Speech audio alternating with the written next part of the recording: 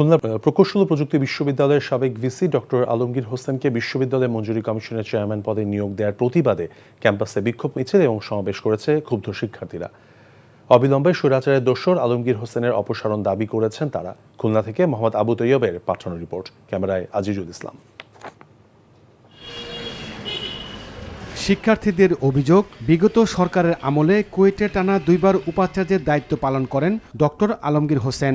ছাত্রলীগের সুপারিশে সিনিয়রদের ডিঙিয়ে তিনি 2010 থেকে 2018 সাল পর্যন্ত কুয়েটের দায়িত্ব পালন করেন। উপাচার্যের দায়িত্ব নেয়ার পর তিনি ছাত্রলীগ ছাড়া অন্য কোনো সংগঠনকে প্রশ্রয় দিতেন না। অনেক নিয়োগ হয়েছে ছাত্রলীগের সুপারিশে। ক্যাম্পাসে একচ্ছত্র আধিপত্য বিস্তারে ছাত্রলীগকে সহযোগিতা করেছেন তিনি। স্বৈরাচার আওয়ামী লীগ সরকারের আস্থাভাজন হওয়ার পরও কি করে তাকে বিশ্ববিদ্যালয় মঞ্জুরি কমিশনের মতো গুরুত্বপূর্ণ পদে দায়িত্ব দেয়া হলো, এই প্রশ্ন প্রতিবাদকারীদের। এই স্বৈরাচারের পতিত আত্মা কুলাঙ্গার আলমগীরকে কেন আবার ইউজিসির চেয়ারম্যান পদে নিযুক্ত করা হলো, এর জবাব আমরা কুয়েটের সাধারণ শিক্ষার্থীরা চাই। ছাত্রলীগের নেতৃত্বে আমাদের কর্মকর্তা, কর্মচারী, শিক্ষক সবাই নির্যাতিত হয়েছেন। সবকিছুর হতে হচ্ছে ডক্টর আলমগীর। আমরা চাই এই আলমগীরের পদত্যাগ চাই ইউজিসির পদ থেকে। জালিম সরকারের এই ভিসি আলমগীর এখন বর্তমানে ইউজিসির ভারপ্রাপ্ত চেয়ারম্যান, এর বিচার আমরা চাই।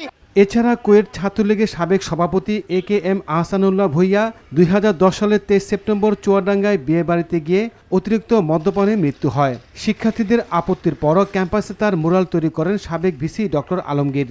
কেউ প্রতিবাদ করলে ছাত্রলীগ নেতা কর্মীদের দিয়ে নির্যাতন করারও অভিযোগ তার বিরুদ্ধে। কুয়েট থেকে পদত্যাগকারী আরেক উপাচার্য অধ্যাপক ডক্টর মিহির রঞ্জন হালদার স্বীকারও করেন বিষয়টি। আমাদের একজন ছাত্র নেতা ছিল, সে একটা বিয়ে পার্টিতে গেছিল। বিয়ে পার্টিতে অনেক সময় হয়তো ড্রিঙ্ক করে, কিন্তু সেইটা হয়তো পয়জনাস ছিল। এই ভাস্কর্য বানানোটা সেটা তৎকালীন ভিসি করে গেছেন। দ্রুত ডক্টর আলমগীরকে অপসারণের দাবি করেছেন শিক্ষার্থীরা। NTV news desk.